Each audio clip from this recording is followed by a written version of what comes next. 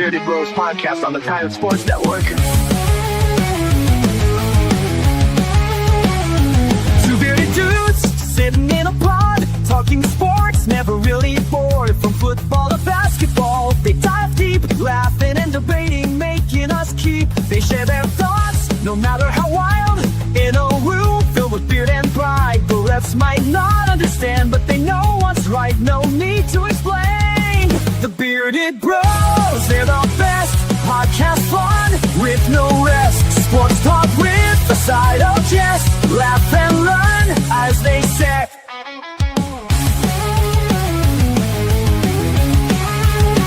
They're not afraid to disagree. In a world of sports, they'll always be free. Bearded wisdom you can rely. In their podcast, you won't feel shy. Through wins and losses, they stay true. Discussing every play through and through. Their passion for games is clear to see. In their chatter, we all agree. The Bearded Bros, they're the best. Podcast fun with no rest. Sports talk with a side of jest. Laugh and learn as they say. They're not just talk, they act too. Making jokes, giving us a clue. The Bearded Bros, they're the crew. Podcast fun till the very end, you knew.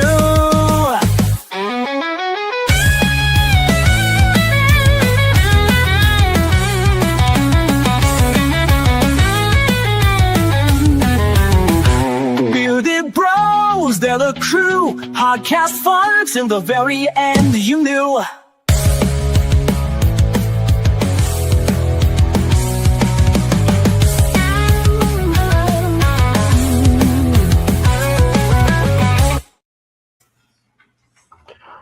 What's up, everybody? Happy Father's Day to everybody out there. It's been a day. I'm Derek. This is Dustin. We are the Bearded Bros on the Tired Sports Network. Man, a lot happened today. Lots going on. A lot happened this weekend. Yeah, it was. We actually have a lot to talk about. We got our poll. We didn't post the poll, but we're going to talk about the poll still. You got the NBA Finals Game 4 was on Friday, so we'll recap that. The Oilers and the Panthers played last night, so we'll recap that as well. And then you have the College World Series Going on right now. Going on right now. There's the second game today. Got a trade happened in the NBA today, so we'll talk about that and break it down. The Kevin Durant situation, there's some stuff with San Antonio that's came out over the last 24 hours, kind of what that package is, kind of what Phoenix is wanting in return. Again, don't know if it's true, a bunch of speculation, but we got that. We had a trade in MLB today as well. Caitlin Clark came back this weekend, so that was big. She had a big game. And then obviously Rangers are finally back to even. So yes, 500. So I'm happy about that. They've played pretty well this week. So yeah, we'll just break it all down for y'all this evening. Again, happy Father's Day to everybody. Hopefully, if you're a father of some kind, whether it's to kids, and I even consider animal dads, it counts. Hopefully it's been a good day for you. So with that said, Derek, let's run our sponsor for the evening, and then we're just going to hop right into we'll start off with the poll this evening, and just kind of talk about that. And we'll remember to post it next week to get a better result from people. So for sure.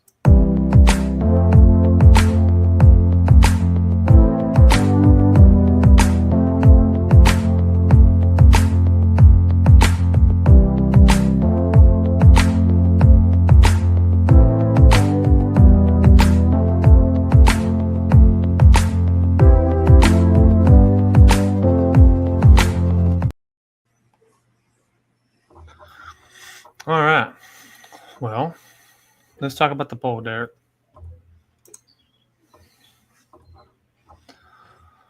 This was a good one. I hated that I didn't put it on there. But I was I don't know what I was doing. I was watching something and they were talking about the best defensive backs. I think who to guard Jerry Rice or to guard somebody. It was on a TikTok. And this guy kept saying Darrelle Revis, Darrelle Revis, Darrelle Revis. And I was like, Darrelle Revis. Out of every cornerback that's ever played, you've got Darrelle Revis guarding Jerry Rice. And I was like, man, I can think of a couple. And then I said, who was just kind of compared to each other? I said Charles Woodson and Champ Bailey. I know Woodson transitioned to safety later on in Green Bay, but when he started, he was cornerback, and he was amazing. I mean, there's no doubt in my mind. He was one of the premier cornerbacks in the league for a long. What's up, Evan on TikTok? What's up, man? For a long time. So, man, with that being said, for me, I think Champ Bailey had a better peak, but I think Charles Woodson was better longer. So for me, it's Charles Woodson without doubt. Yeah, they were both these players. I mean, Champ Bailey, Denver was different, but where I agree with you is over the course of their careers, I agree. I think Charles Woodson had the better, I guess, long-term better career. That's the way you want to put it. But, back in these eras, I would not be mad if I would want one of these guys on my best players. There's no doubt about it. Charles Woodson, they could do, not only were they great defenders, at their positions, but they were also phenomenal tacklers, which I'm not going to say it's hard to find a good safety that can come down the field and tackle, but and nowadays as well, the safeties in your corners are not as big as they used to be. Maybe is that the word I'm using? So, Champ Bailey and Charles Woodson were pretty big guys for their position. And, if I had to put one, if I'm putting someone to guard the best receiver, if I'm picking one of these two, I would probably go Charles Woodson myself. What he did in Green Bay was, both of these. It's hard to pick. It really is hard to pick one. Mm-hmm. But I completely agree with you. Charles Woodson was better, I guess you could say, in his prime than Champ Bailey. But if you gave me Champ Bailey, I would be mad either. Oh, absolutely not. No. I'd take either one. I think Champ Bailey, I think speed helped him more than his athletic ability was so good. And I think that made up for his maybe lack. I'm not going to say lack of skill, but technique. I'll say technique. That made up for his technique.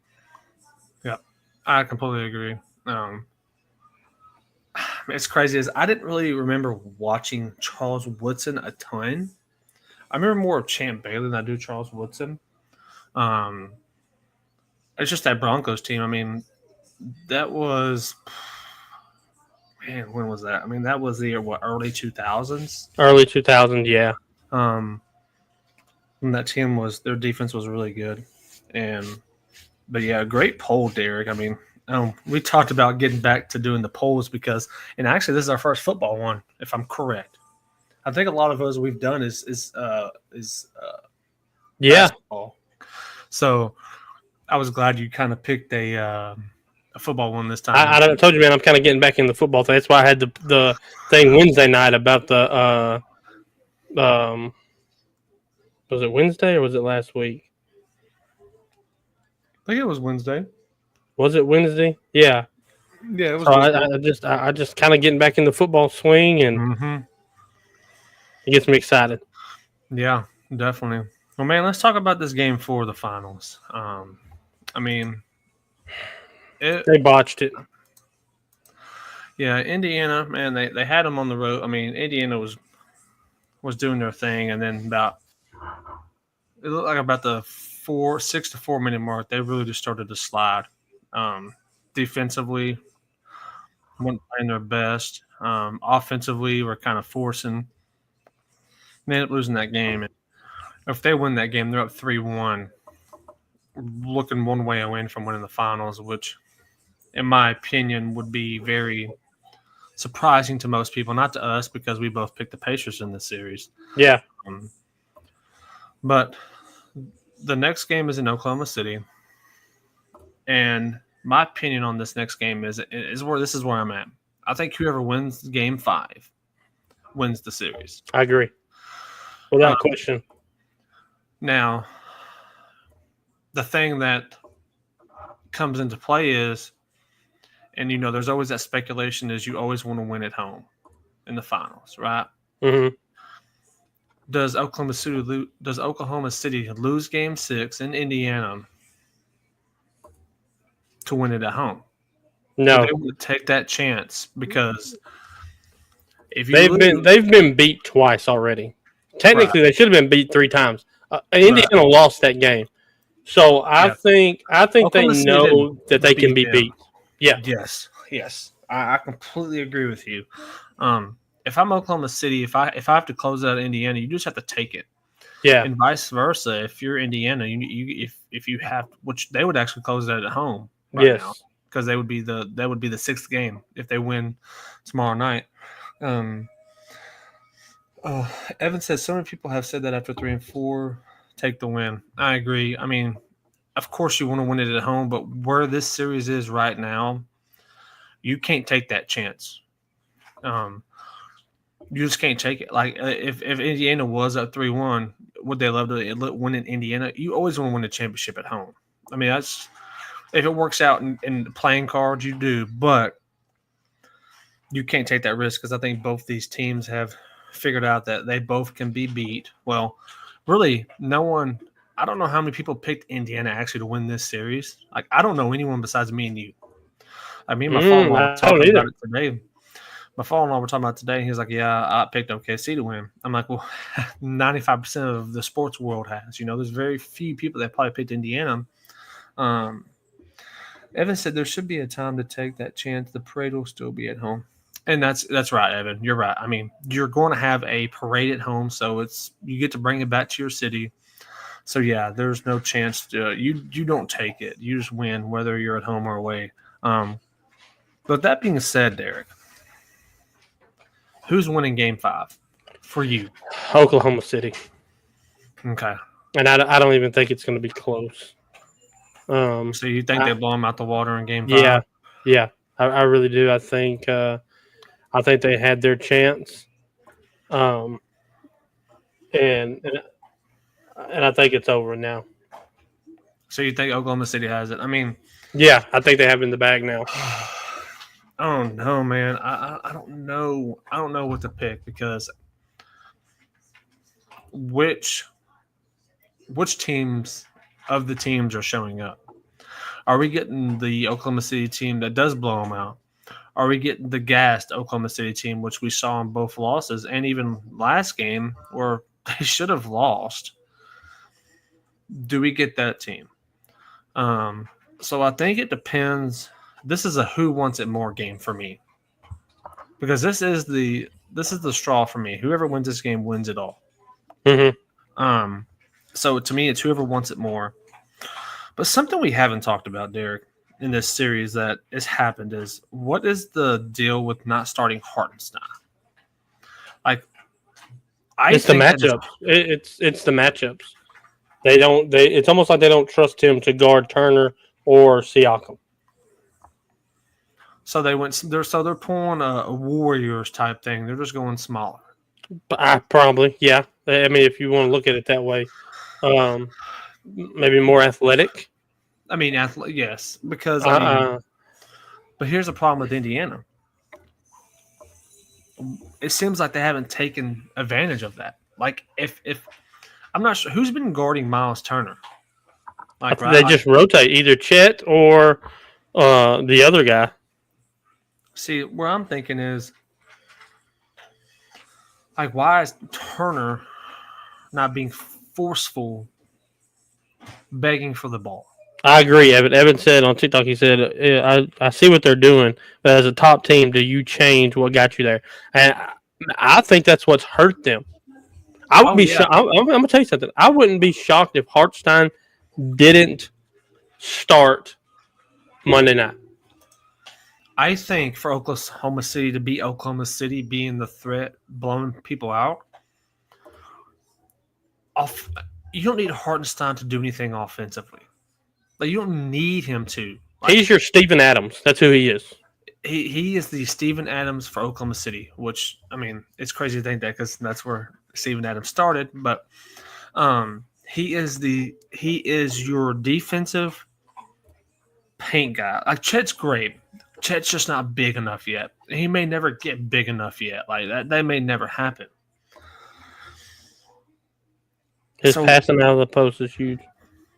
Yes, like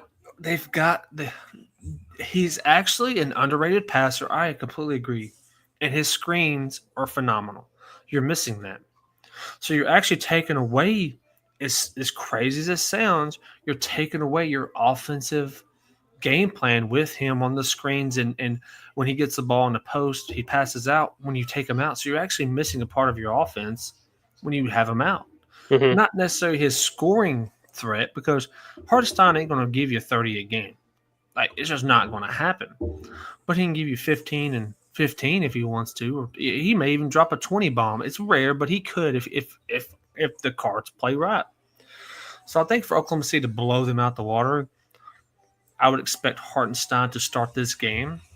If he doesn't, I think we're going to get the same game we've been getting the last 2 or 3 games, which is a hard-fought back-and-forth game, which is crazy, Derek, is in those 4 games, Indiana has led like 3 of them. Like, they got to a point where they were 10-point lead, 8-point lead, and they kept it. And unfortunately, in 2 of those 4 games, they let it. Well, one game they got blew out. So that one was a blowout game. And then the last game, they just blew the lead. Offensively, they were just not efficient enough. Exactly, Evan. They don't have to run plays for him. They just need him to do some floaters and come off the exactly. That's what Oklahoma's coaches got to realize. We don't need him to score. We need him to screen the ball, be the offensive glass, defensively be a shot blocker, try to contain Turner. But that's my problem with Indiana is they're not doing what I thought they would do with Turner when those matchups favor him. Yeah. Even with Chet. Chet's not big. He's tall, lanky, but he's not big. So post up. That's the problem with the game now. You have a big man versus a smaller man. Maybe the height, not height-wise, but just smaller in general.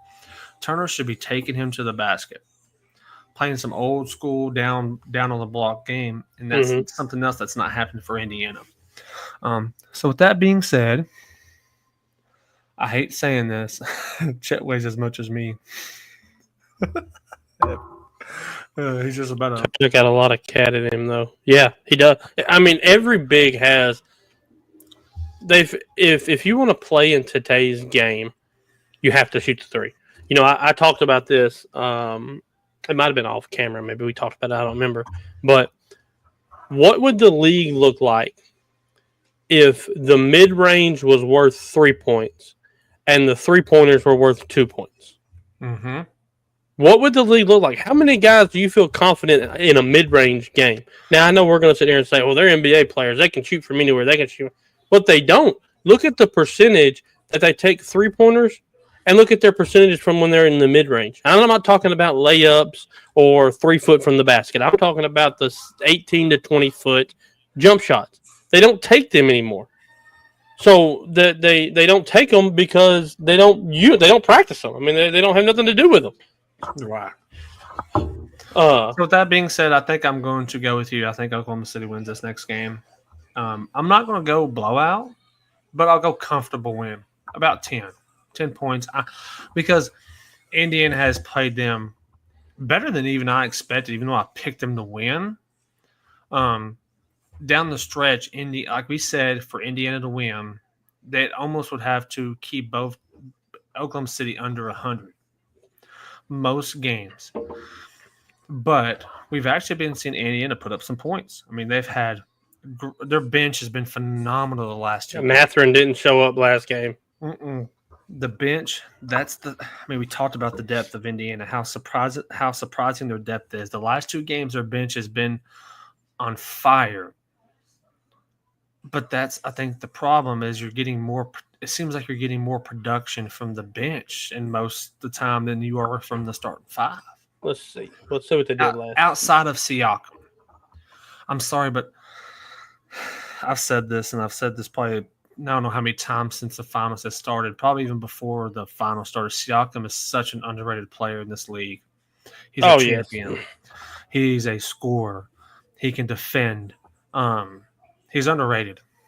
He didn't win a championship for no reason. He was a big part of that championship team, but he didn't get the glitz and glamour because Kawhi Leonard was there, because Kyle Lowry was there. So Marc Gasol was there. Like there was people there that were already in their prime or ending their prime that was getting more of the recognition than Siakam. But now you're seeing it. So, like I said, I go with OKC, but here's my question for you. If Indiana loses this series and loses the finals, what can they do from here going into next year? Is there anything that they can, player-wise, should they do? I'm gonna throw something out, and it's gonna be like a complete left field trade here. Okay, I don't know if it could work. I don't know. I don't. They're missing a scorer, right? Like a shot creator. They're missing an elite scorer. If you lose, I put a package around Halliburton. Around Halliburton. And I'm talking like 4 first-round picks plus Halliburton. 5 first-round picks around Halliburton. And I call 2 teams, and I call 2 teams only. They'll either take it or they won't. I call Memphis for Ja Morant, or I call Atlanta for Trae Young. And I just see if they'll come off either one of them for Halliburton. Because you look at what Memphis just did. Memphis just got 5 first-round picks from Orlando, right? For Desmond Bain. Okay? Now imagine if you throw 4 or 5 more first-round picks, plus Halliburton, who has showed he's a good player. Halliburton is a good player. But there's just something about him that there's just something about he's missing. He's missing that. Yeah, he can go off for 30, but it's like he has to grind for that 30. It just doesn't come to him. I don't think either one of them. It's just their shot creator. They need somebody that can score the ball at will. Defensively, they're set. I think they're really good defensively. I think they need to re-sign everybody. I think that team as a whole is really good. But then I also seen something else today, and I did not like it at one bit. They re-signed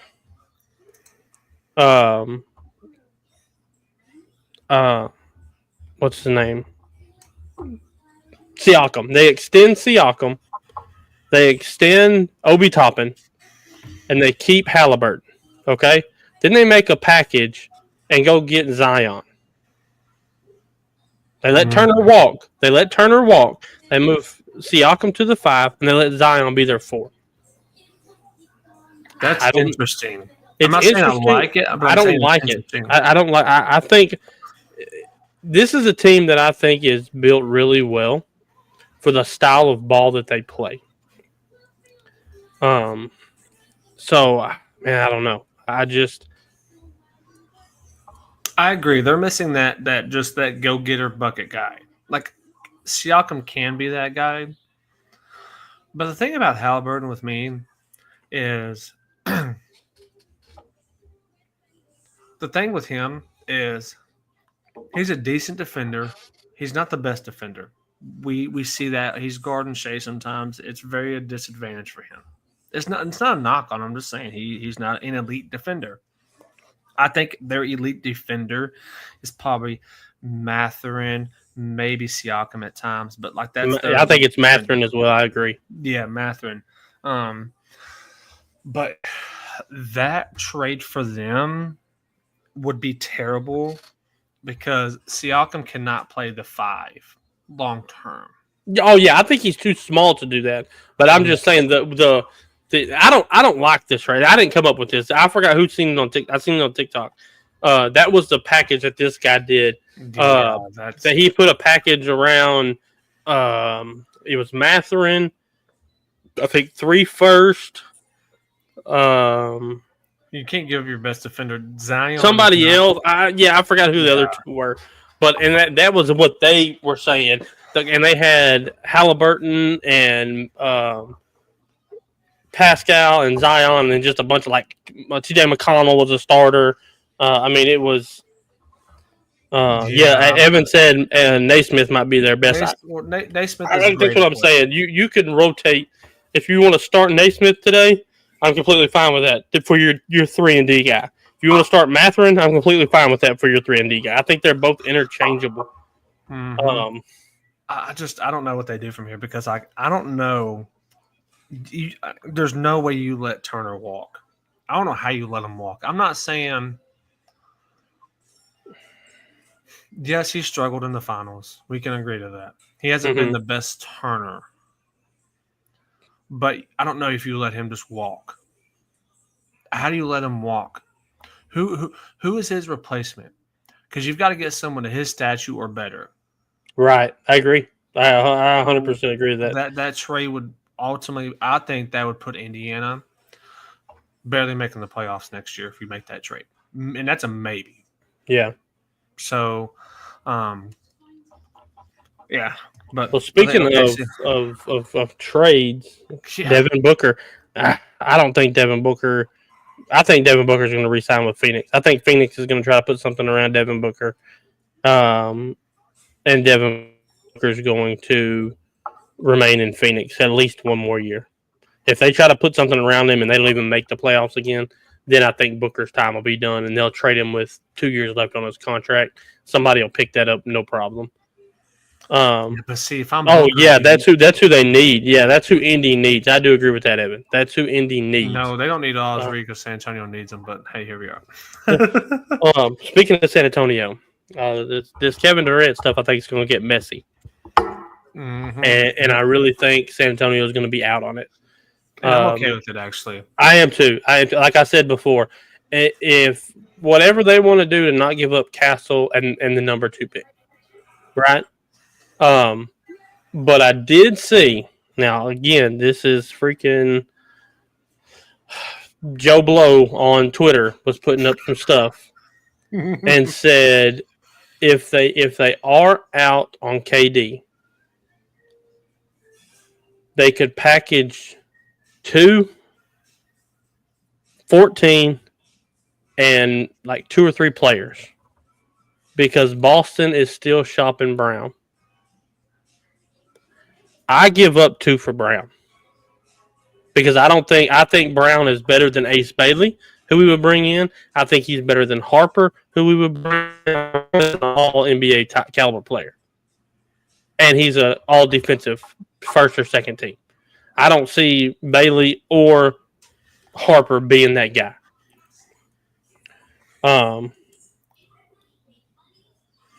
I just don't know. So here's where it is right now. This is what I've been seeing in the last 24 hours. So supposedly, and again, this is all speculation, but this is the one thing I've been seeing consistently on social media. The Spurs have already thrown Phoenix a deal, and they said no. And that was the original 14, Devin Vassell, Harrison Barnes, and a future pick of, I think it was even a second round. I don't even think it was a first round. It was a protected second round pick or something. They said no. And then supposedly Phoenix came back with, we want the 14, Devin Vassell, Harrison Barnes, Stephon Castle, and or Shohan, the second round protected. Now, here's the thing. I throw him Shohan. That's where I'm at. That's what me and Evan were talking about it last night.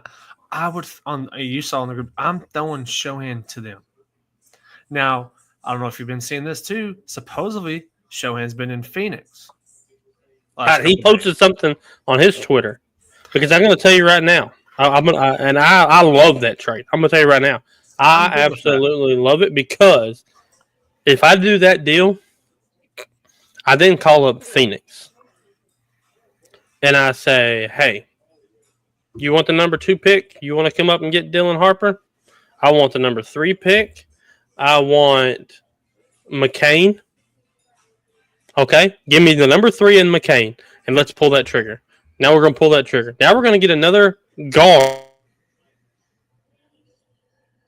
on Harper because we didn't want him, but we got us another guard to come off the bench, and then with that 3rd pick, you're gonna replace Shohan with Ace Bailey. Mm-hmm. Yeah. Now you hit all of your needs. Now all you have to do is go into the offseason and you look at your center position, your power forward. You look at something to get a rotation set there because now you have Bailey, Durant, and as your 4-3-4, however you want to look at them. Wemby as your 5. You need to find another hybrid 4-5 guy that can fill in that rotation when needed, like the Nas Reed. And I agree with Evan. He said Shohan reminds me too much of a poor man's Kyle Kuzma. That's exactly who he is. I think Kyle Kuzma and Shohan are both poor man's Kyle Kuzmans. Yeah. I'm not big on Kyle Kuzma. I never have been. I like Shohan. Like, he's a Spurs player. Like, he really is. Oh, yeah. He's a Spurs player. But what does he really develop to be? Right. He's going into year. I want to say he's going into year 4. Yeah. Right. So is what we're seeing from him, is this his peak? You don't know. Year 4, you think about year 4, is it his peak? Because what they did a lot with him, last year was he played point guard a lot last year for them. And that was Wemby's first year. And it didn't work out. Like, they were trying to make him a point forward. I mean, essentially that's what he was. So let me just tell you what we'd be giving up. If we got rid of Vassell and Shohan, with Fox being hurt last year and Victor being hurt last year, we're going to give up our leading scorer in Vassell, 16 points a game. Our leading rebounder, 7 points in Shohan. Our leading steal guy in Vassell, 1.5. And our leading blocks guy, half a block a game. So we're giving up almost like everything. And now, like I said, Wembanyama and Fox were hurt. Castle. Is that worth Kevin Durant for you? Because you got to remember, he's literally going to be a 2-year rental at most, in my opinion. And that, whether him retiring or moving on. I'm going to say yes. I have to put an asterisk on this, or I put a remark in here. That is okay with me if we draft Ace Bailey and Ace Bailey learns from Kevin Durant. Because Ace Bailey and Kevin Durant are the same person. They're the same lanky scorer that can create shots. They're the same person. So if that's your goal, is to draft Kevin Durant's replacement on a rookie deal while in a championship window, right? I mean, you got Fox, you got Wemby, you got the Castle. You're in a championship window here. So yeah, I mean, I would, and like I said, if we keep, just say somehow I don't know how. Say we keep appreciate all the likes on TikTok. 1K almost. Thanks for that. Say we keep Vassell somehow. I don't see it, and they want Johnson instead. Right? That's what I want to do. That's what I would love to do. Matter of fact, I would love to give them David Duke Jr. and Blake Wesley for Kevin Durant and keep all the picks. I mean, dude, let's see what we'd be sending. We would be sending them almost 8 points a game if we gave those two guys up. Yeah. I'm gonna tell you something about Devin Vassell, and I see why people want him. He was Stephon Castle before Stephon Castle came here, except Stephon Castle's bigger. Yeah. Devin Vassell is a scorer. Yeah, I agree. He's only going into year 3. So if you're giving up Devin Vassell, you've got to make sure you get scoring in return. People think 16 points a game ain't nothing. It's 16 points is 16 points. Like, man. Let me ask you this. Let me ask you this. Let me ask you I, this. I think you got to give Johnson up. I love Johnson though. I love Johnson, but I think if you find a way, and I think San Antonio could make this work because again, look how they got Fox. They gave up nothing for Fox. But here's the problem with everything going forward now. Everything. The deal that happened today. That's going to set the standard for 5 trade first rounds for to Bain. be somebody just got 5 first rounders for Desmond Bain. I'm not knocking Desmond Bain. He can score. He's a great defender. But is Desmond Bain Kevin Durant? What would Pop do? Evan just asked, what would Pop do in the situation we're in? I'm going to tell you what Pop would do. Are you ready for I this? can tell you right now. Pop is going to, and I'm going to tell you, I was literally just thinking about that before Evan said anything about Pop. What if we just stayed put? I know we've been on the. No, that's what Pop would do. Pop would stay put. That would be the Pop. But listen to me. Durant averaged 26 a game last year. I know. Okay. Vassell at 16, Shohan at 11, and Barnes at we're going to give up 40 points a game for a 26-point-a-game score. Think about this. Well, I mean, what? And you're going to give up your rebound, one of your rebounding guys with Victor. Let's see. He's second on the team. Shohan is second on the team in rebounds with 6.5 behind Wemby. Dude, the more I look at this, I think we stay put. If I wouldn't have pulled this up, I wouldn't even been thinking about it. But I'm not mad if they stay put. But going back to Evan's question, Pop would stay put.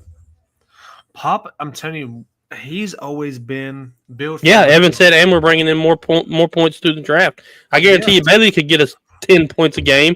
Number 14, depending on what I think. You know what? Stay put unless it's an absolute steal.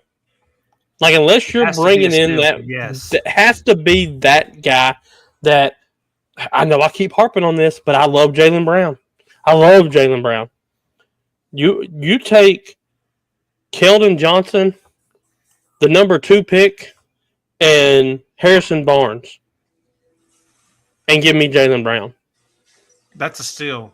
That's a steal. Now I know you're giving up 24 points, but you're getting 24 points right back, and you're getting better defensively. Yes, you're getting better defensively, and you're getting Devin Booker. Devin Booker would be a great piece. I think that. But the only problem with Booker would have to move to 3. He'd have to be an undersized 3 because you have to have Castle on the floor. I'm sorry. Castle has to start. Castle has to be on the floor. Yeah. Yeah. The more I look at it, like, who okay, here's the thing. No one's going to turn down KD unless they're like asking for 10 first rounders, which is absolutely not okay. Right? I'm not giving nobody 10 first rounds for Kevin Durant. I'm sorry. I wouldn't give him for Magic Johnson. I don't care who you are. I'm not giving you 10 first rounds. Like, would you give it for Jordan? No. You wouldn't give 10 first rounds for Jordan? No. Prime Jordan? No. I'd give 20. No, I'm not giving 10 first rounds because you could potentially. Well, if you're saying they just entered their prime where Jordan was, I mean, maybe. But when I look at trades and things like that, I'm looking at the now and the future. If you give up 10 first rounds, you're giving up your next 10 years of everything. Right, but if you get Jordan for 8 years, I mean, you're only getting. I mean, you're picking 32nd for 8 years in a row. I mean. Do you try to get Bill in the deal too for the bench? He might get bought out. See, the thing with Bill though, he has a no trade clause. So I mean, but if he gets bought out, like they were done with him, so he could get bought out.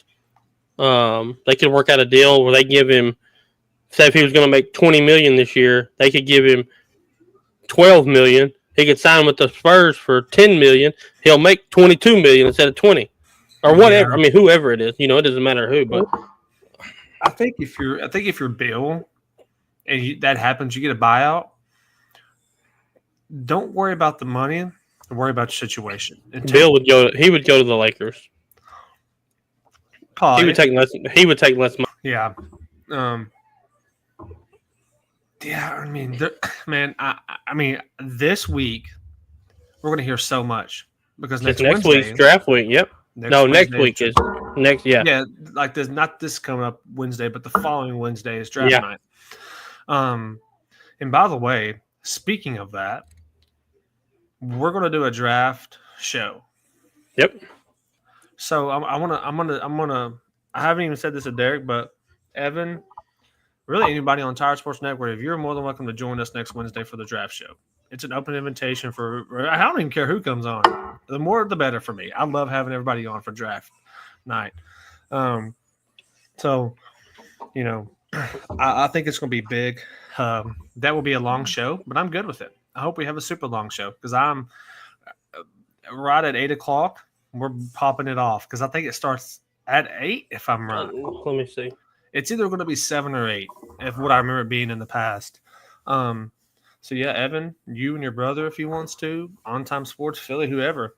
We don't care who's popping in. We want to have a crew here. Let's talk about and break down every pick, and I think we're going to have some trades for sure. No doubt that we're going to have a bunch of trades going on during that draft. It'll be 7 o'clock our time. So it starts at 7. Yeah, 8 o'clock Eastern time. Well, Derek, we go. Let's see. We'll see what we can do.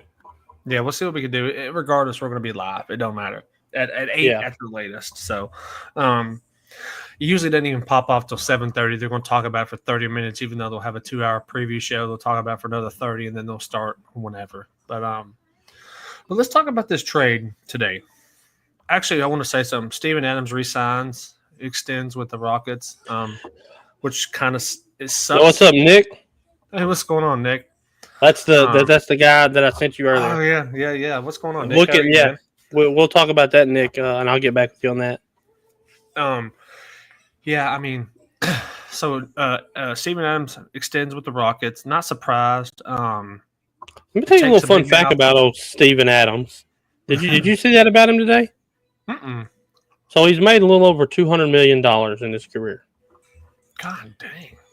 He has never been a free agent. Really? Ever. He was at Oklahoma City, re-signed, got traded to the Rockets, re-signed, got traded to where's he at right now? He's at the Rockets right now. Okay. He got traded to Memphis, re-signed, Yes. and then went to the Rockets and re-signed. Never been a free agent. Wow. Yeah, that's weird. I seen that today. When he saw something about him re-signing, I was like, Yeah, for sure, that's pretty neat. Yeah, so he extends, so that's big for Houston. They keep their big man in play with Seguin, which Seguin's going to be there, but they keep. So Rockets came out and said Seguin and Thompson were the only two untouchables on the team. I mean, I figured that's who was going to be the. That intrigues Philly. I think Phoenix for the Kevin Durant because now you can get you can get more than I think the Spurs are willing to offer. Oh yeah, you can get Jalen Green. Yeah, you can get Jabari Smith. You get Jabari Smith, Jalen Green, Fred VanVleet. I mean, there's a lot of players. Fred VanVleet, yep. So that's the thing, though. Houston's willing. Here's the difference between Houston and San Antonio. Outside of Thompson and who's the other untouchable? Seguin. They're willing to blow it up. They don't care. The Spurs are like, hey, listen, we're keeping Wemby, we're keeping Castle. They've said they're keeping Shoham, they're keeping Fox. You got to take the pick from the remaining, right? So I think Houston does have more available. I'm not going to say necessarily better. I do think Jalen Green is a star in the making. I'm not saying he's not. But here's my thing. If you go the Houston route, I do think you got to keep Devin Booker for Phoenix. Because you actually would get a decent return and you could. Is it crazy for me to say you might make the play-in with a team around Devin Booker? Let's say it was Jalen Green and Jabari Smith and or Fred VanVleet. Like, what? Dude, hear me out. What if Phoenix got Fred VanVleet, Jamar Smith, Jalen Green, and 2 first-rounders. They're going to take that. Mm-hmm. Phoenix will take that because they're getting younger and they're getting a bunch of scoring, and you're getting a Kevin Durant-ish type player in Jabari Smith. He's long, lengthy, can score, and he's younger. I'm not saying he's Kevin Durant. I'm not going that route. I'm just saying he's kind of like the Ace Baileys and the Kevin Durant, like the long, lengthy, can shot create. So I that's the thing is I think really Houston has the most to offer when you're talking about players, but I think San Antonio has the better picks. So it really depends on what Phoenix is going to value more, the picks or the players. And I think it comes down to those two teams. I don't know why Kevin Durant wants to go to Miami. I know it said it was those 3 teams, but in Miami, let me tell you what you're going to be doing. You're going to be living the lifestyle. You're not going to be worried about winning championships in Miami. I'm sorry, unless they just make some other crazy trade or something that brings in another big player. Because like Kevin Durant, Bam Adebayo, and Tyler Hero are not going to win any championship, and I think one of those would be shipped off to Phoenix, if not both. Yeah. So I just don't see, like I said, if it's Miami, that's where he ends up. It's for the lifestyle. It's not for basketball. I'm sorry, it's just not. So let me. I've been listening to everything you say. I need to know that. No, you're fine, man. I'm still stuck on this Spurs thing about what to do.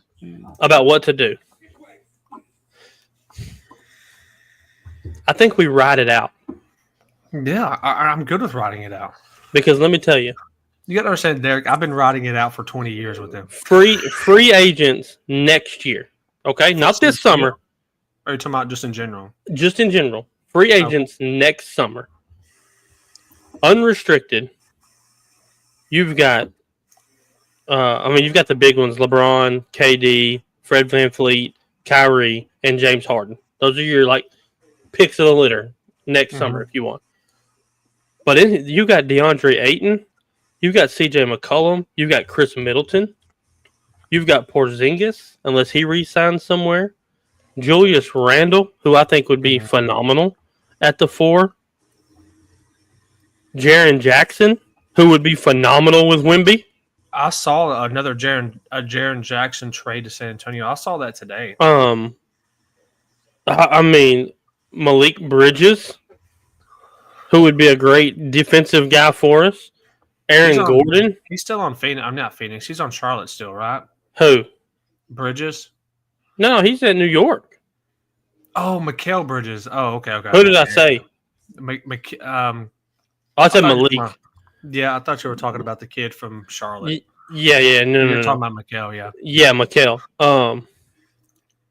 I mean, there are some guys in the class next year. PJ Washington from Dallas, I think will be a good 4.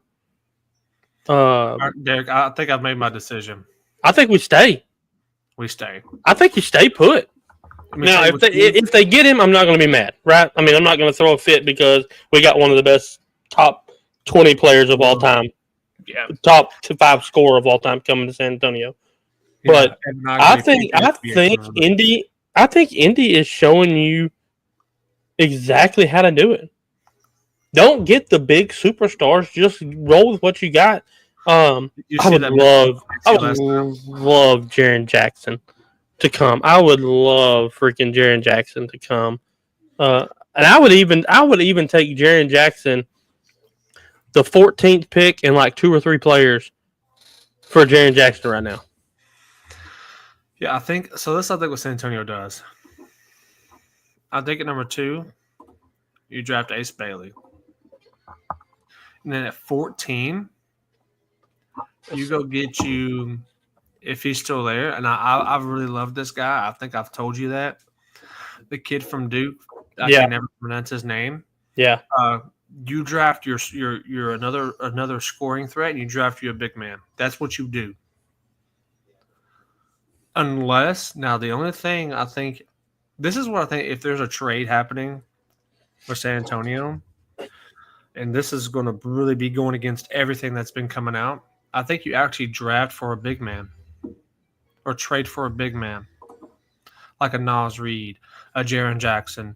Like, I think I would like that trade better than the Kevin Durant, because we're actually, like you said, you put up the numbers earlier. You said, like, are we going to trade 40 points a game for 26, or keep the 40, and let's say you trade 20 of that in a pick for a big man, which we need another big man. We need another rotational big man or a starter to put in with, maybe Shohan coming off the bench or whatever the case might be. Like, I think I'm with you. I think we stay put, keep the pieces we have, continue to, grow those players, and let's see what we can do in the draft. And then in the next year, see where we're really at. Like, what did we really miss this year? Was it scoring? Was it Defensively? Yeah.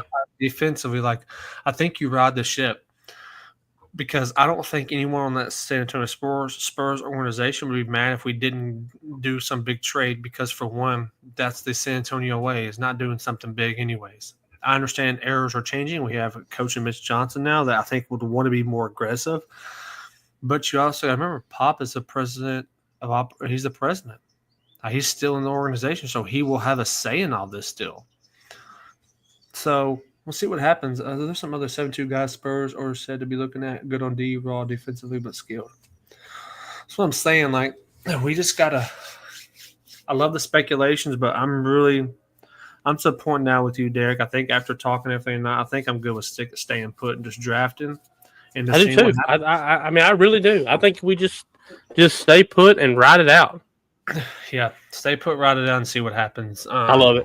I think it's a better fit going around. But yeah, so the trade today, Desmond Bain is going to Orlando. I don't know the exact details. It was Caldwell Pope, Cole Anthony, and 4 unprotected first and 1 first round swap. Who won the trade in your opinion? Orlando. Yeah. I mean, I think you take away somebody to help Ja on the offensive side, so now Ja has to do more. I think Desmond Bain helps. What was he? 20 points, 6 rebounds, 5 assists on 49% shooting. And he's a great defender. He's a great defender. Let's just look at. Yeah, absolutely. He's at about 1.5 steals a game, half a block a game, 2 fouls a game. So he doesn't foul out. So he's going to be on the court. Right? He's gonna be on the court for you. They didn't give up any key pieces. They kept Jalen Suggs. They kept Pablo. They kept what's his name? What's the dude's name? Jalen Suggs. Their big guy. Oh, Wendell Carter. And they kept Carter and Waltz or Wentz. Dang it. Anyway, they kept all their core. Yes, they kept the core.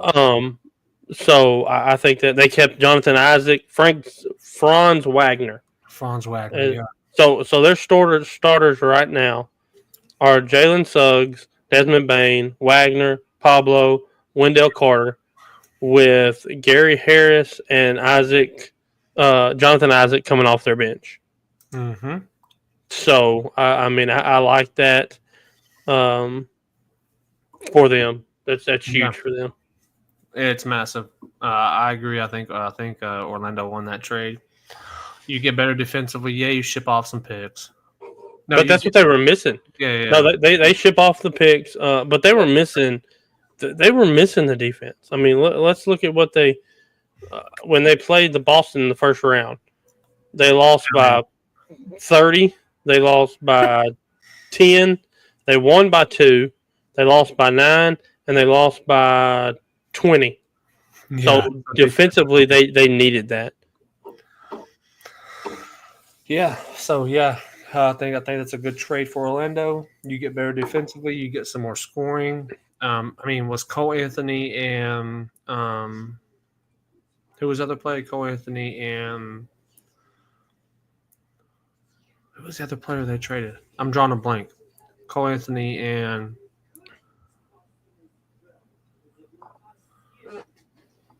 dude, who was it? Oh, why am I drawing a blank here? Well, whoever they traded, they're not getting 20 points a game. So I think Orlando just gets better. So good. Yeah. It's kind of cool seeing a trade early. Yeah, go ahead and get it out of the way. Yeah, get the first one out the way. But the transition into trades. What do you think this Red Sox deal with the Giants? What are your thoughts on that? It was bound to happen. I think Devers, he was mad from the beginning of the season, right? I mean, he didn't want to move. He didn't want to be DH. He said he was third base. Is that the one that was like not hitting very well in the very beginning of the season? Yes, yeah. He said I play third base. Like, yeah, we talked about. I'm surprised it took this long to get it done, right? But I'm good with it. Like, I'm good with. I'm a firm believer in that. Like, if let's just see here. This is what I like to look at. Where did they send him to? They sent him to the Giants. Oh, the Giants. Okay, well, they sent him to the team in second place in their division. Like me, if you're a disgruntled player, I'm going to send you to the freaking Rockies. I'm going to send you to the White Sox. I don't care if they throw me the peanut voucher guy and a sack of chalk to chalk the lines. Like, you're not going to tell me how to run my organization. I'm going to run the organization. No. But he got a little bit lucky. He went to a decent team. They're only one behind the Dodgers, who they are playing tonight. So he could go to a team that's supposed to be in first place from a team that was in second to last in their division. So kudos for him. The Giants have gotten better over the last couple of weeks. Yes. The Dodgers, Padres. Now the Padres have kind of fumbled, and the Giants are creeping up to LA, and I think they're like a game and a half, 2 games behind them, and the LA's beating them right now. But I think Devers was playing his way out of Boston on purpose. Agreed. Out, and if you want out, I think baseball is totally different from any other sport. If you want to play your way out, it's not hard to do. No. Have a terrible batting average. Make some errors, then they'll ship you. I know they'll send you down first. They'll send you down if you're not a big he's an all-star, so right. They know what he can do. Right. So they were never going to send him down a triple or double A. It was never going to happen. Instead, they trade him. Mm-hmm. And I think it helps the Giants. Hopefully, the bats for him actually pick up, and you don't continue to see what you've been seeing in Boston. I think he was just trying to play his way out. But we said he was going to get traded at the beginning of the season because of how bad he was playing. And looking at it now, it was probably done on purpose. I don't know if it was, but it did from the outside looking in, it looked like he was trying to play his way out of Boston.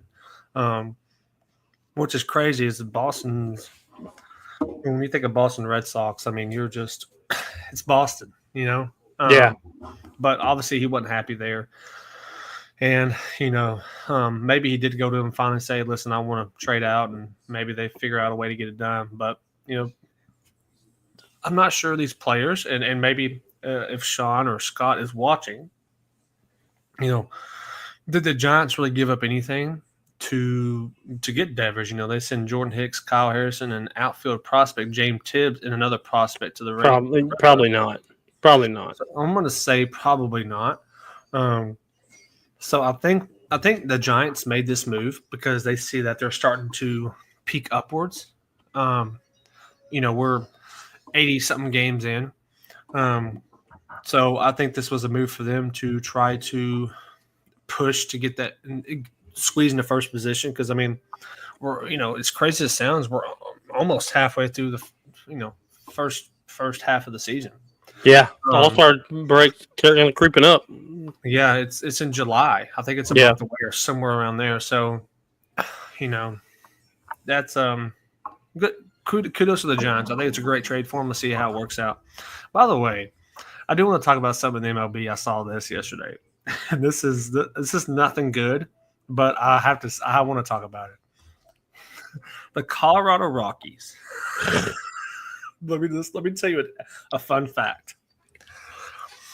They've had the worst 80-game start Ever. 18 since 1899. 1899 before. I mean, Yo, shout out to the Rockies for breaking records. Record books, baby. Not everybody gets in the record books. I mean, you're the record book. I'm not sure if I want to be the record book for that, but Yeah, the worst team ever. same game, they had the most strikeouts in any game ever. It was like 20-something strikeouts. So great job, Colorado Rockies. We thought the White Sox had a bad year last year. The Rockies, Yeah, no joke. I guess they hired the White Sox manager, maybe. Maybe, I don't know.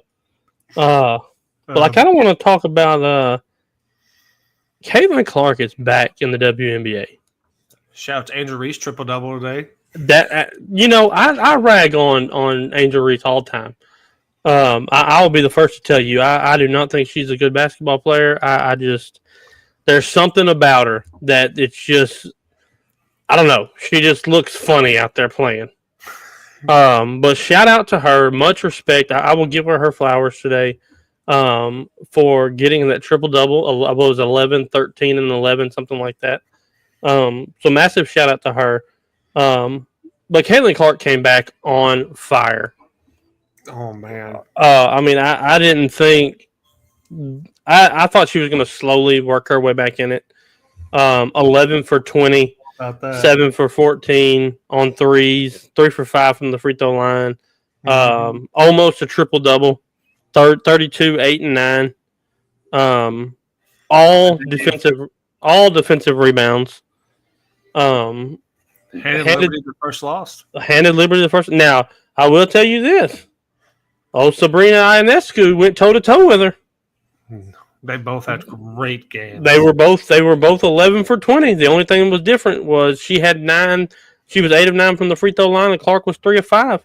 But she went toe to toe. Stewie had another. Let me tell you something about Breanna Stewart. She may be, and I'm not talking about just college or just WNBA. I'm talking about from when she started her first day in college to her point right now. She's probably the greatest women's basketball player ever. I mean, she is just, for me, she's just phenomenal. I mean, she was a 4-time champ, 4-time finals MVP, 4-time conference player of the year. I mean, she was dominating from the moment she stepped foot at UConn. And she's so good. Like, she is so good. And, there was a statement made, and going back to Clark, I forgot who put it. It was a tweet. They said, is it time for the WNBA to start looking out for Caitlin Clark? She's the face of the league. All these hard fouls on her, all this, and it made me think. I forgot who the guy's name was, but he asked, the reporter asked him, why Wayne Gretzky was never fouled hard. Like, why Wayne Gretzky was never checked into the boards real hard. Yeah, he was checked into the boards, but, like, it was never hard. And he had a perfect answer. He said, because we all knew he was going to end up making us millions by bringing viewers to the sport. I think that's where we're at with Caitlin Clark. Like, we need to realize that she is I'm not going to say her alone, but she's the one packing these houses, right? Like people are coming to watch Clark. People are coming to, Caitlin's coming. Now, yes, Ionescu's good. Breanna Stewart's good. Asia Wilson can pack the gym out in Las Vegas. I'm sure Kelsey Plum is doing the same in Los Angeles. But Caitlin Clark is the face of this league, and we need to start realizing that. I agree she is. I mean, what's going to end up happening is she's going to get severely hurt eventually. And it's going to go down. And it's going to go down. Look what happened the last couple of weeks she was out. Tickets prices dropped. Plummeted. Yeah, they did. Probably audiences, the fan base is not being there. So, okay, so I did see that. The fan bases stayed about the same. The Fever averaged the Fever averaged home and away about the same amount of fans. But When you go from $100 a ticket to $3 a ticket, I'm liable to buy $70 worth of tickets and take 17 people. If it's $100 a ticket, I'm not taking 17 people to the game. I'm taking my 4, and I'm being done with it. So that you have to look at that as a whole. Like, the crowds were still there, even though she wasn't playing, but it's because it was pretty much free to get in the game. Popcorn costs more than you can buy a ticket. The soda. I mean, that's what I'm saying. I mean, and like I said, it's no knock. People need to stop making it about Caitlin Clark is not the face because, Ionescu is so good. We're not saying they're not good. I think those are phenomenal basketball players. I think they are so good. But we have to just call a spade, and Caitlin Clark is bringing the attention because she is just same thing Steph Curry did. Them girls weren't hitting logo threes before Clark, and now everybody's trying to. Now Breonna Stewart's trying to hit a logo three.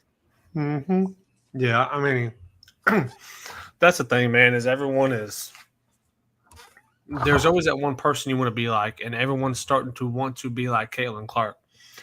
Now, the thing where I agree with some things I've been seeing about the WBA is in ways, can people being like her ruin the game? Well, of course it could. Just like how Stephen Curry is, everybody wants to shoot threes. Yeah. So that's obviously one of the bad things about it is like everyone wants to try to not play their game and they want to be the Caitlin Clark or they want to be the Ionescu. Like they want to be the players so they don't necessarily play their game. They play like those. And yes, you can start to see things happen in the WBA maybe you don't want to see, or just women's sports in general. But that's just is what it is. I mean, no one stopped shooting threes because Stephen Curry was. It actually got 1,000 times worse. Yeah. And we talked about it. So the Liberty were 20% from the 3-point line. They were 6 of 29. The Fever were 49%, 17 of 35. So, like, if that's not if you get ahead, especially when you shoot threes, they're going to have to catch up with the three, right? And if they don't practice it, if they're not as good as it, then you're going to struggle. Yep. I completely agree. Appreciate all the likes on TikTok. 1.8K likes. Appreciate the love, guys. Nice. So yeah, well, something I want to talk about, kind of transitioning into the next thing, is this College World Series, man. Coastal Carolina. They were up 5-1 a while ago. They're up 6-1 now. Let's go. So obviously we're gonna kind of go back to Friday. They didn't murder Arizona. It was 7-4, but it went as expected. Like I thought Coastal was going to win the game. And that Louisville and Oregon State game was good. That was a really good baseball game. It came down to the wire. Oregon State ended up winning that 4-3. So now you have Louisville playing Arizona and Oregon State playing Coastal. That is from today. So if we go to Saturday, Derek, we had an upset Saturday. The Razorbacks lost to LSU. They did lose. I was shocked. I was shocked by that. LSU, their pitching was so good. You didn't really get a lot of hits from either team. LSU had 6 and Arkansas only had 4. So it was just.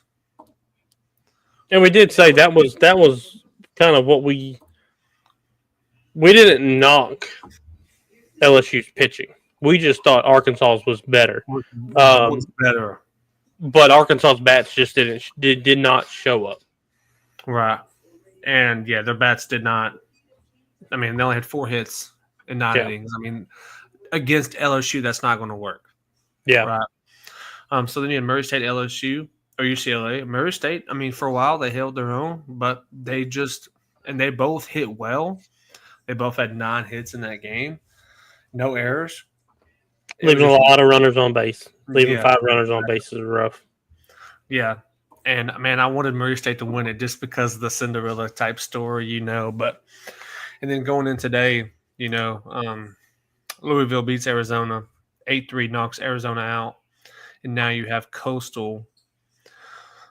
Shout out Josh Long. I don't know if he's watching Coastal Carolina Chanticleers, brother. That's your team. Yeah, Coastal has been, man, I think right now they're the hottest team. Yes. I believe it. I think we both picked them to go all the way. Yeah, this will be their 24th or 5th win in a row going back into the season. No, they're the hottest team right now. So that sets up Monday. So you're going to have Louisville playing Arizona State. I'm assuming as the score sticks. Not Monday. I mean, that'd be Wednesday, but Monday's Arkansas Murray State. Monday is Arkansas and Murray State. I hate to say this, but I mean, I don't know. I'm not going to say nothing, but I would assume Arkansas is going to win that game. Yeah, I think Murray State's run's gonna end. Great run though. I mean, Yeah. it's a great run. To be one of the top 8 teams left, I mean, you got to be proud of it. Yeah. But let me ask you something. If they were to pull the biggest upset, would you like it for the remaining teams? Like, would that be kind of a shot in the foot? Because it wouldn't make it maybe as interesting going into – because if I'm correct, the World Series final starts Thursday. So – It starts Thursday? or it might be Wednesday. No. Yeah, Wednesday. I mean, No, it doesn't start Thursday though. yeah. It starts Thursday. Saturday. Oh. Starts Saturday. Oh, game 1 Saturday. Correct. Yeah. So, how if that were to happen, what would be your thoughts on that? If they were to beat Arkansas, who I don't think it takes anything away from it, because there's 8 teams left for a reason, right? I mean, these are the best teams. As long as LSU doesn't win it, I'm okay. I couldn't stand a year of LSU claiming to be national champions. Give me LSU. I mean UCLA. Give me Coastal. Give me Louisville. Anybody but LSU, and I'm okay. I mean, I mean, I'm telling you right now, with the way it's going, I think Coastal wins that side of the bracket, as where we stand. I don't know who's going to beat them. I mean, it looks like they're going to be playing Oregon State. Not Oregon State. They will be playing. Who did I say they play? The Coastal will play. Who won that game yesterday? Oh well, no, they're going to have to wait. Yeah, because Arizona State will play Louisville, so they would actually play the winner of that game.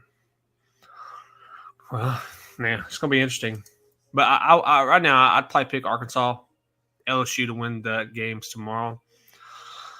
Man, I think, Derek,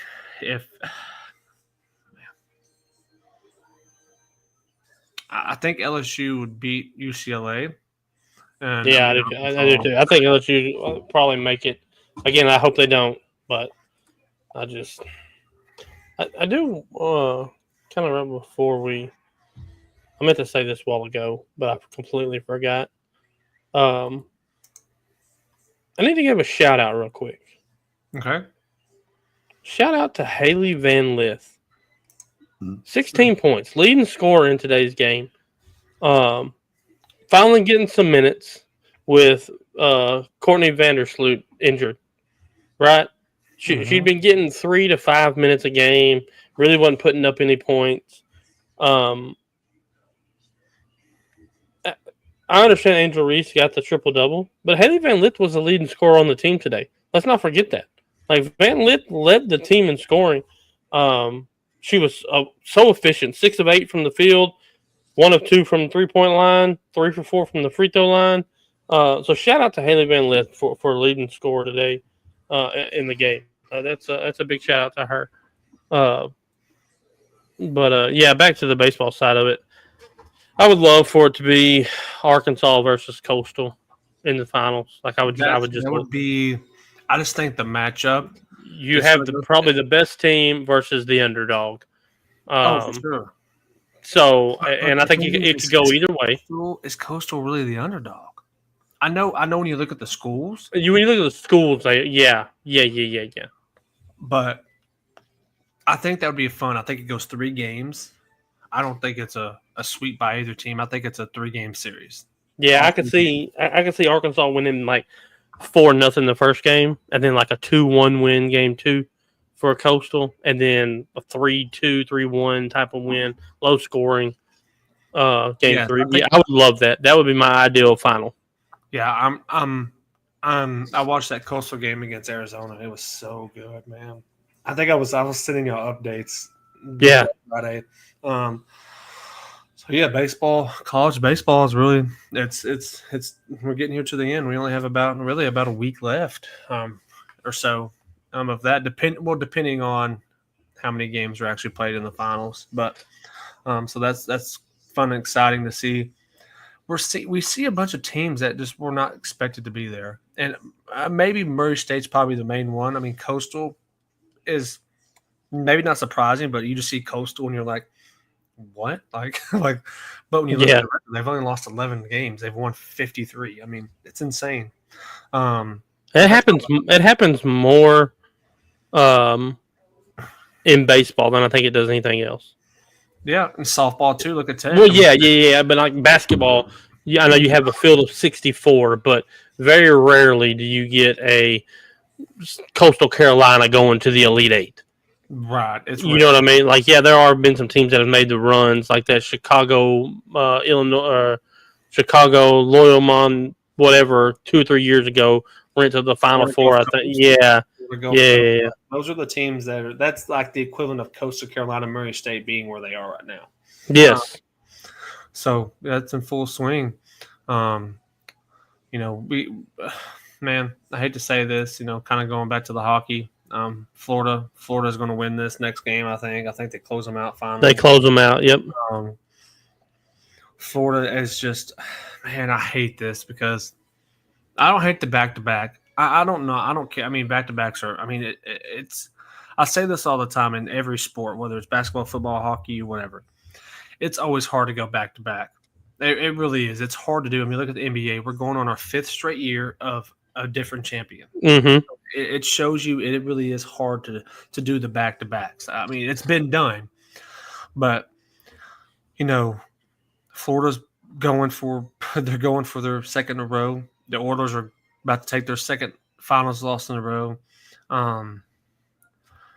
Maybe this is more of a question for AJ. I wish he was here, but I'm curious to get an insight on how do the Oilers ever get over this hump? Like, is this a scenario kind of what Dallas did? Do the Oilers fire their head coach because they can't get past Florida in the finals? Is that something they do? Or is it more of a player trades or signing? Like, I mean, what do you do? Because it's every game, the Panthers are putting up anywhere from 4 to 6 goals a game. Every game in that range. Every game. The Oilers, when they win, they've put up 5 or 6. But when they're losing 1, 2, it's actually been 5. I think it was 6-1, 5-2, and then I think the Panthers won 6-5 one game. So, I mean, the Panthers are just. I think they're just a more aggressive team. They're not shying away. I think the Oilers were better this year. Yeah, because I mean, the Oilers have taken them to, man, how many overtimes has it been? Yeah. I think out of these 5 games, I think 4 of them have gone into overtime. Or I think 3 of them, 3 of them went to overtime. So I hate it because I picked the Oilers. I didn't originally pick them, but when we were talking about the series, I picked the Oilers to win this game. I just think they're done. I think Florida wins this game, this next game. They won today. They won today. No, they won Saturday. I'm sorry. That was yesterday, yeah. So they will play. Yeah, Saturday. They'll play Tuesday. They play Tuesday. So and it's in Florida. I'm with you. I think they wrap it up. Oh, if it's in Florida, it's over. It's over. I think Florida mashes on them early and puts it out by the end of midway through the second. Like, it's over. Like, so kudos to Florida. Looks like they're on the way to the second back-to-back finals. And I mean, dude, it's crazy. We talk about, I think, primarily football, but it seems like Florida, they're just like Texas. They just they're in everything. They're everything. They are, including hockey. So I love it. So kudos to Florida on winning Game 5, on their way to, my opinion, winning Game 6 on Tuesday. Well, Derek, what else do we have going on in the sports? Well, I do have a. Let me See if I can swing this. We talked about this Friday night, I believe. But I'll throw it up here for everybody else. Oh yeah. Let's see. There we go. There we go. That one will work, I guess, probably the best. There we go. So what throwback jersey do you think needs to come back? And I'll tell you mine. I told y'all this the other day. If Indiana wins Game 5, there is no chance I'm not coming out at home in a closeout game without the Indiana yellow pinstripes. I mean, If they came out in that in a closeout game, I'm picking Indiana by 30. I mean, you talk about give me Reggie Miller and O'Neal in the stands. Yeah, I mean, let's do it. Give me Steven Jackson. Give me Ron Artest. Put everybody courtside in their old jerseys, and let's just rock out by 30 in a closeout game at home. yeah, man, I like all these jerseys, but I think I hate the Denver one. I don't really like it. I mean, I like it, but I don't. I like it, but I don't like it. But I love the Indiana one. I love the Rockets. The Hawks is pretty cool. But to me, it's the Rockets or the Indiana. If I had to pick one, it's those two. That Rockets jersey right there is pretty sweet. The only thing I don't like about it, and hear me out, I don't know if you noticed this, but it looks like a shark rocket ship. Yes, it does. Yes, it does. Like I get a shark vibe on it. So that's the only thing I don't like about it. I just see shark. I don't know if that's weird. Who has the best throwback jerseys? Oh man, I think there's only one answer myself, personally. I think it's the Toronto with the Raptor on it, the purple ones. I mean, dude. I mean, hold on. Listen. Listen. It's right here. Yeah. If we're going to ever get a jersey back in style, give me the Toronto Raptor on the jersey some kind of way. It is such a sick jersey. But yes, I agree. I love the Toronto throwback. It is so sweet. Hey, by the way, I want to say what Evan said to the players being there. The Pacers said they got to be in the suite, no crowd interaction. Yeah. Artest better. We better let him watch from a secluded room just in case. Yeah. Don't let Ron Artest be anywhere near the court because it will not end. It could potentially not end. Well, for anybody. I want to say that. Yeah, for anybody. Yeah. By the way, I love that little documentary, The Malice in the Palace. I thought it was great. Yeah. But Evan said Toronto, Orlando, and Memphis throwbacks. Toronto, there it is, Toronto. Toronto's throwbacks is sweet. I don't think you can go wrong with the Toronto throwback. Well, Derek, what we got going on, man? Anything coming up interesting this week? Anything working on? There are a few things I want to mention that I've done over this weekend, but I'll let you go first, man. I'm in talks right now with an ex Major League Baseball pitcher. Played for the Cardinals organization, which will be cool. Going to touch back base with him tomorrow, possibly this Wednesday. I'm going to try to not hold anything for next Wednesday just because of the draft show. So I'm going to keep that one free. So if we don't get him this week, we'll have to kind of push it out a little bit. Talking with another show possibly tonight or Wednesday night after the show about a Saturday slot, which would literally put us on we were just talking about that, and they reached out today.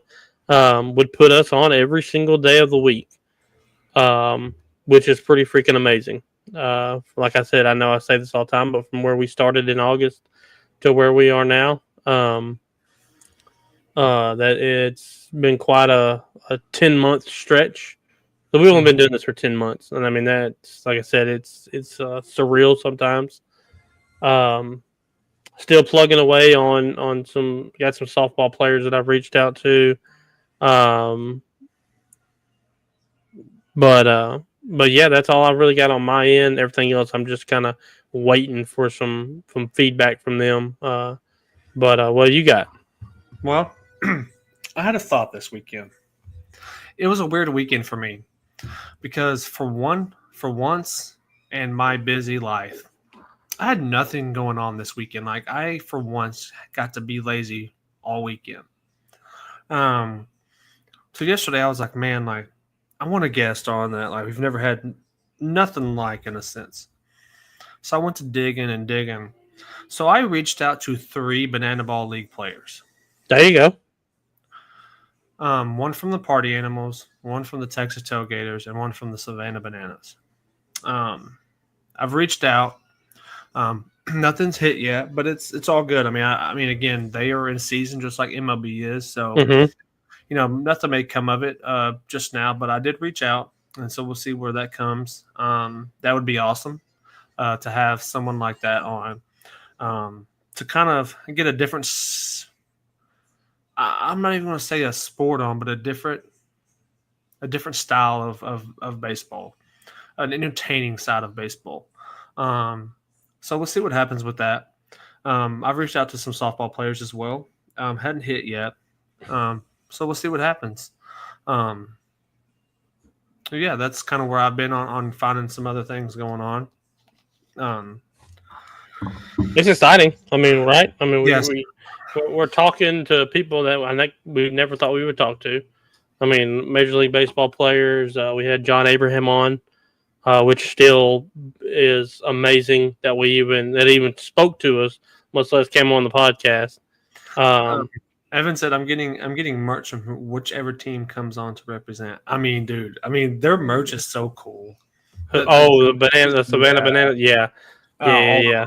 They're all like the Party Animals. I love the pink neon with yellow and like it's all cool.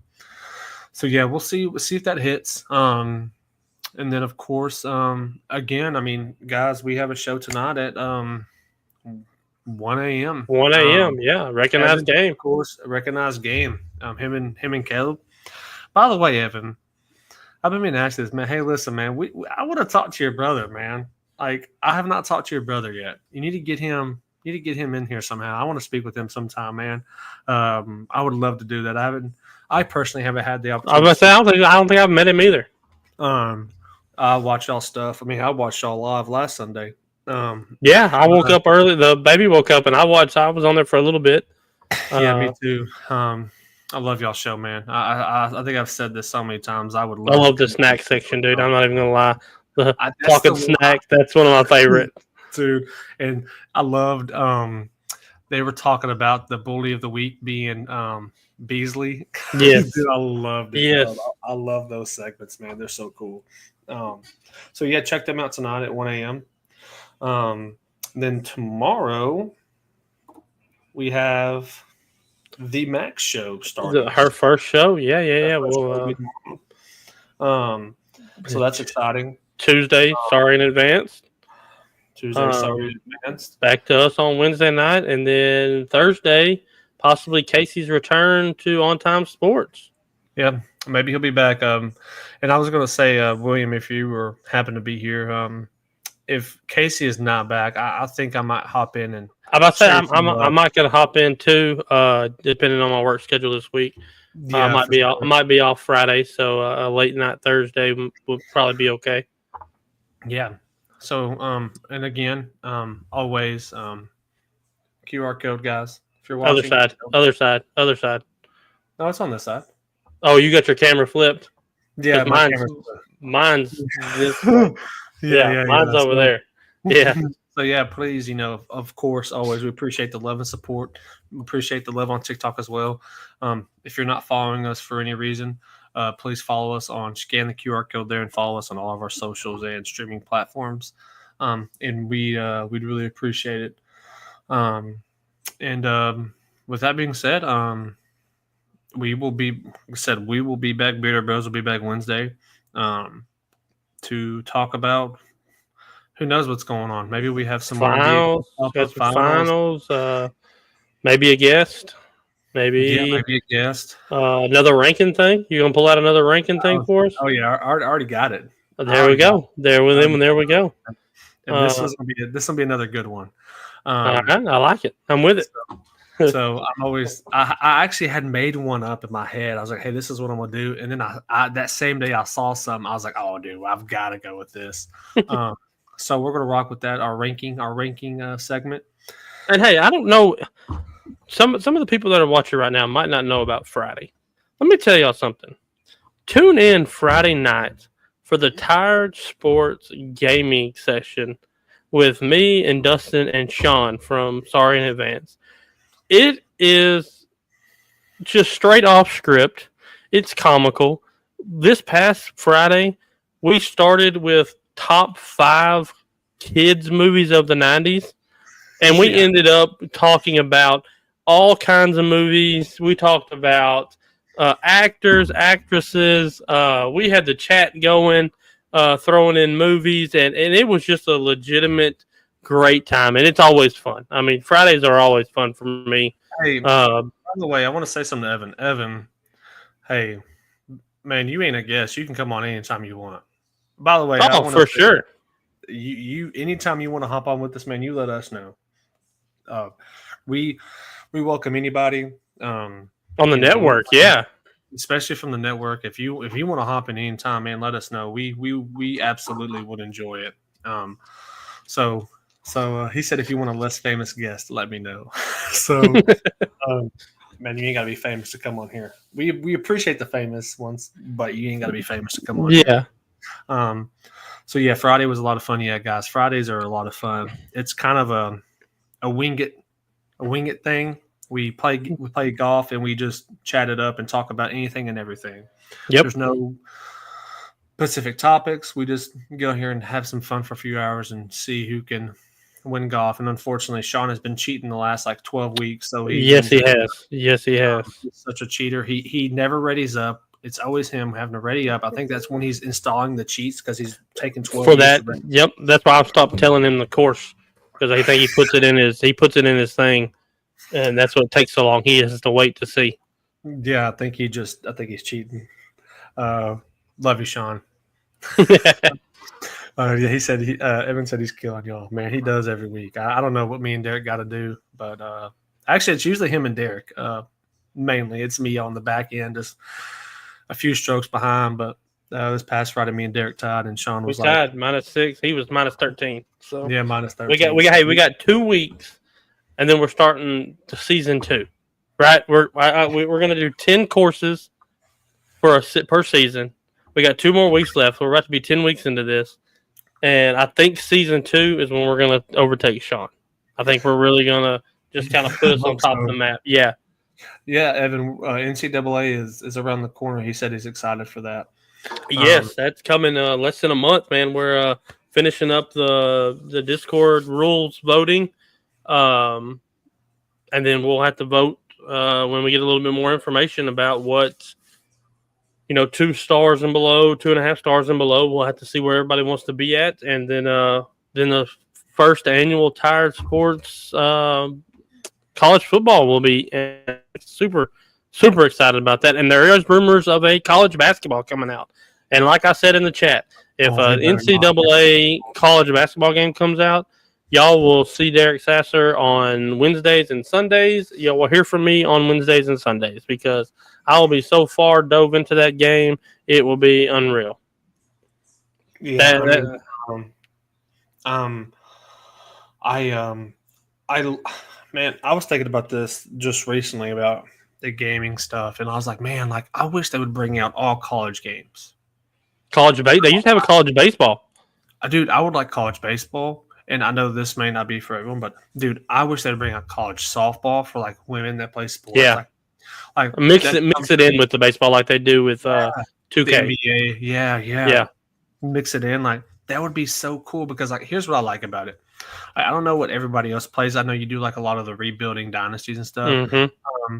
When I play those type of games, whether it's basketball, football, baseball, I like creating a player, going through that process. I love that. Yeah. What I love about the football side of it is you get to go create your player in NCAA, play your 4 years or how many ever, then you can go and transfer them over to Madden and you continue to play. I love that. That's what I want to be for baseball. That's what I want to be for basketball. So, like, to hear you say there could potentially be in a basketball, I am stoked about that. Yeah, So stoked about that. I'll keep Dude, up with what's going Evan on. said volleyball. That would be, dude.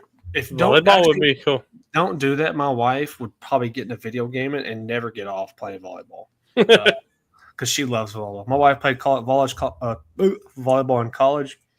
Yeah, she tells me all the time how she misses it. So if they did that, she probably would become a video gamer, and I would never. Oh, dude. Speaking of that, before we get off, I wanted, dude.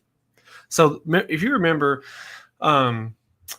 we talked about. I forgot who we had on the show. He was from the kid from Harleton. Remember the baseball player going to play pitching? Yeah, Mason. Mason. So I saw today. We went to Bubba's and ate for Father's Day with the families and stuff. So you know when you go to the arcade and there's like the little basketball thing you play. Mm-hmm. Did you know that they have national championships on ESPN for that? Yeah.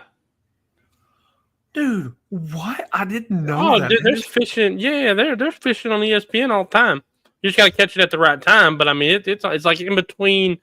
It's in between like ESPN and like the Sunday races or something like that. There's like an hour and a half slot that they get in there. Yeah, I have seen it on there before. Now, like probably most everybody else, I go to ESPN and see the fishing, and I just change it. I mean, I'm just going to be honest with you. Probably the same thing I do with hockey. Like, I'll watch it for a second or two, and then I'm like, first commercial comes on, I'm changing it.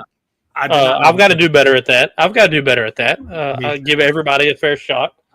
Thing. That's that's so cool. Like, what am I? Like, I should have just played that my entire life, and I could be on ESPN in a national championship. There you go. You sure could. And dude, what I liked about it the most, it was mixed. It was women and men playing together. It was pretty cool. Yeah. So, had to throw that in there. I'm glad we were kind of talking about that because it reminded me of that. So, looks like the Dodgers are fixing to. They're about to win. Yeah, it's top of the ninth, 5-4, 2 strikes, 2 outs. Looks like they're probably fixing to win unless there's a home run or something in the next 2 or 3 batters. Right. Well, but, yeah, man. Cool. Well, that's all I got. I'm looking forward to Wednesday. See kind of what the week brings us. Yeah, we appreciate everyone being on here. Evan, hey man, thanks for all the love, man. Yeah, dude. Evan, you are always here. Like, I can count on you. You're going to show up. You're going to comment. You're going to interact. Appreciate that. I'm sorry that I can't do it as much for you guys. I try. If the baby wakes up, I'm for sure getting on.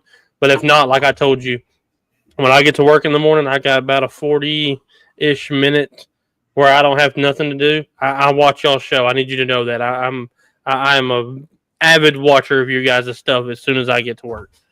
Hey, and Evan, same for you. Like I said, for us, if I know probably more for me. I know Derek's not really the stay up type person. He has to get up pretty early. I mean, I should be as well, but I don't. Man, if you, Caleb, ever want to guess, man, let me know. I can come on and chat with y'all for a little bit. Man, I could do it if it's like a Friday or a Saturday. I could swing it, but if it's during the week, I for sure can't swing a 1, get up at 4 to go to work. I can't swing that. That's a rough one. Derek be falling asleep at 7 sometimes. So hey, it'd be like that. When that baby lays on me, I'm done. It's like a weighted blanket. Yeah, dude, I would love to come on for the bully and the talking snack. I have some snacks that I don't need to eat, but I love to eat, and I would love to come on. So you let me know, Evan, when y'all want me on, I will be there. So appreciate all the love and support, guys, from me and Derek from the Bearded Bros, and we will see y'all. Yep. See me and Derek on Wednesday. All right, buddy.